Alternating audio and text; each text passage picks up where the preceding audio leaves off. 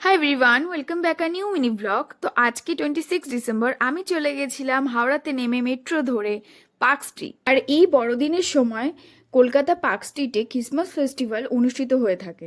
তাই প্রতি বছরের মতো এবছরও চলে এলাম পার্ক স্ট্রিটে ক্রিসমাস ফেস্টিভ্যাল দেখতে। আর এই ফেস্টিভ্যালটা চলবে 19 থেকে 30 ডিসেম্বর পর্যন্ত।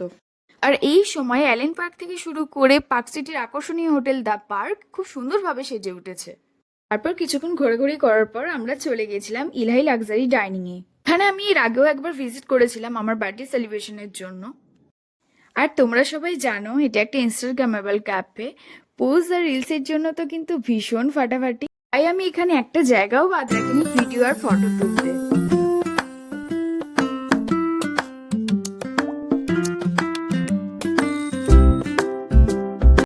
তারপর তো আমার ক্যামেরা নিয়ে ঢং শুরু হয়ে গেল। এরপর আমি খাবারগুলো অর্ডার করে দিয়েছিলাম। খাবারের মধ্যে ছিল তন্দুরির কিছু আইটেম আর কাবাবসের আইটেম, আর ড্রিঙ্কসের মধ্যে ছিল হচ্ছে এক্সটিকা। এরপর কিছু ফটোজ আর ভিডিও করার পর আমরা ওখান থেকে বেরিয়ে আসলাম।